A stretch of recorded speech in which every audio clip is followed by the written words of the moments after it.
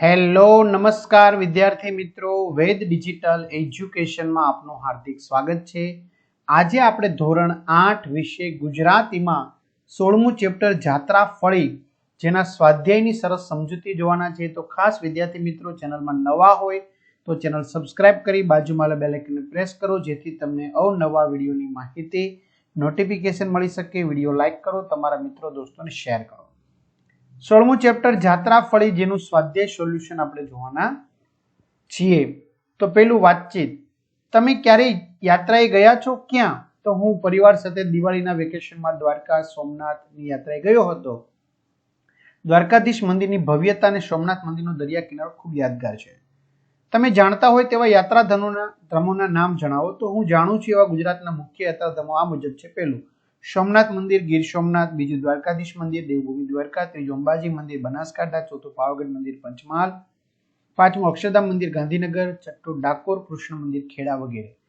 વિદ્યાર્થી મિત્રો, તમારે ધોરણ 8ના દરેક વિષયના વિડીયો લેક્ચર જોતા હોય તો આપણી વેદ ડિજિટલ એજ્યુકેશન નામની એપ્લિકેશનમાંથી તમને મળી જશે, જેમાં 3 થી 12 ધોરણના દરેક વિષયના વિડીયો લેક્ચર, સ્વાધ્યાય અભ્યાસની સમજૂતીના વિડીયો, પરીક્ષા માટે ઉપયોગી મટીરીયલ, અસાઇનમેન્ટ, જુદા જુદા જિલ્લાના પેપરો, સ્વાધ્યાય પોથી, પ્રોજેક્ટ પ્રવૃત્તિ બુક, બધું જ ગૂગલ પ્લે સ્ટોર કે જ્યાંથી આપણે ગેમ ડાઉનલોડ કરીએ છીએ તો ત્યાં જઈને વેદ ડિજિટલ એજ્યુકેશન નામની એપ્લિકેશન ડાઉનલોડ કરશો, ઓપન કરશો એટલે પેજ ખુલેમાં તમારા પોતાનો મોબાઈલ નંબર નાખો, સેન્ડ ઓટીપી કરો, 4 આંકડાનો ઓટીપી નાખશો એટલે પેડ કોર્સમાં જુદા જુદા પેડ પ્લાનની પીડીએફ, એક્ઝામ પેપરમાં પેપરો, 3 થી 12માં 3 થી 12ના વિડીયો, તમારું ધોરણ પસંદ કરી વિષય પ્રમાણે પાઠવાય વિડીયો નિહાળી શકશો।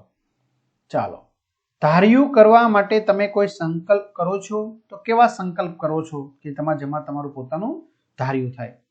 તમારે ક્યારે ડોક્ટર પાસે દવા લેવા જવાનું થયું છે? શા માટે? કયા કારણોસર? તમને મોજ શોખમાં પૈસા વાપરવા ગમે કે કોઈને મદદરૂપ થવું ગમે? તમે કોઈને મદદ કરી છે? ક્યારે? જો તમે કોઈને મદદ કરવા ઈચ્છો તો કેવી રીતે મદદ કરશો? બરાબર, જે આપણે પાઠમાં બહુ સારી રીતે સમજેલા છીએ। પ્રશ્ન 2, ઉદાહરણ મુજબ અર્થ આપી વાક્ય પ્રયોગ કરો। સાંત્વનદાયી સાંત્વન આપનાર, ફળદાયી ફળ આપનાર, લાભદાયક, દુઃખદાયી દુઃખ આપનાર, પીડાદાયક, એના વાક્ય લખેલા છે। આનંદદાયી આનંદ આપનાર, ખુશી આપનાર। ત્રીજું, આપેલા સ્થાનિક ભાષાના શબ્દોને માન્ય ભાષામાં લખી વાક્ય પ્રયોગ કરો। પાહે એટલે કે નજીક, પાસે, નિકર એટલે કે નહીં તો નહીતર, પાણા એટલે કે પથ્થર, સ્ટેશન એટલે કે સ્ટેશન, પોગાડ એટલે કે પહોંચાડ। બરાબર, બધાના વાક્ય વ્યવસ્થિત રીતે વિદ્યાર્થી મિત્રોએ લખવામાં આવેલા છે। કૌંસમાંથી યોગ્ય શબ્દ પસંદ કરી ખાલી જગ્યા પૂરો। શિયાળામાં અગ્નિ હુંફાળો બની રહે છે। દુનિયામાં મોટું દુઃખ રોટલાનું, બાકી તો મનના બધા ચાળા। પાનાચંદ પરાણે ઘેર લઈ ગયો અને જમવા પણ બેસાડી દીધો। કાકીમા માટે ઠાકોરજી એક જીવતી જાગતી વ્યક્તિ બની ગયા હતા। કાકીમાના 30 રૂપિયા આપતા પોતાના દિયર એમને માસિક ખાધા ખર્ચ માટે 30 રૂપિયા આપતા। આપેલા વાક્ય માટે સાચો વિકલ્પ પસંદ કરો। લેખકે જૂઠનો આશ્રય લઈ ખાવાનું ટાળ્યું। બીમારીને લીધે ભૂખ નથી લાગતી એવું લેખક પોતાની માને જણાવવા નથી માંગતા। સાંજ પડતા લેખકને ખૂબ થાક લાગતો કારણ કે લેખકના શરીરમાં બીમારીએ ઘર કર્યું હતું તેથી। કાકીમાની છેલ્લી ઈચ્છા જાત્રા કરવાની હતી। ડોક્ટર વસાવડાએ શરીર તપાસીને નિદાન કર્યું કે તમારા જમણા ફેફસા પર ક્ષયની અસર છે।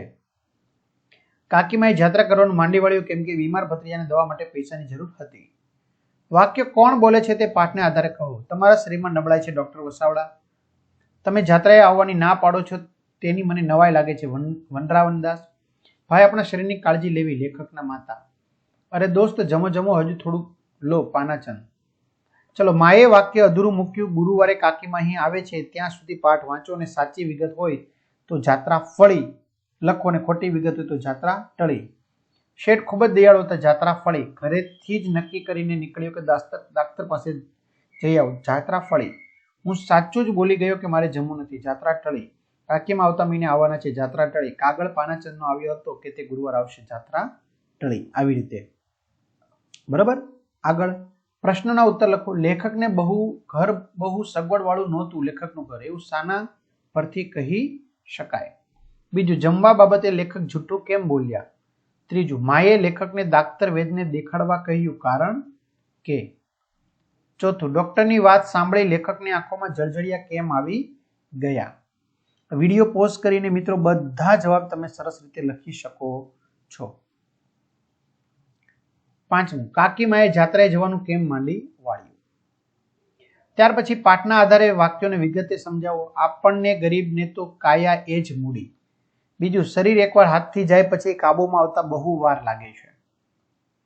10મું, આ વાર્તાને વર્ગમાં નાટક સ્વરૂપે તમારે શું કરવાનું છે? ભજવવાનું છે, રજૂ કરવાનું છે. ત્યાર પછી 11મું છે, મેં કરેલો પ્રવાસ. એ વિષય પર નિબંધ લખવાનો છે. મેં કરેલો પ્રવાસ, બરાબર. તો મેં કરેલો પ્રવાસ છે એમના સરસ મજાના મુદ્દા પાડી વ્યવસ્થિત અહીંયા લખવામાં આવેલું છે, બરાબર. તો એ તમારે અહીંયા લખવાનો છે, મેં કરેલો પ્રવાસ. તો આ રીતે વિદ્યાર્થી મિત્રો સરસ મજાની માહિતી આપણે મેળવી, સોલ્યુશન પણ જોયું. તો તમારા મિત્રો દોસ્તોને જાણ કરો, ચેનલમાં નવા ચેનલ સબસ્ક્રાઇબ કરો, વિડીયો લાઇક કરો અને પરીક્ષાના પેપરો છે એપ્લિકેશનમાંથી મેળવી લેશો. અહીંયા સુધી રાખીએ. અસ્તુ. જય હિન્દ, જય ભારત.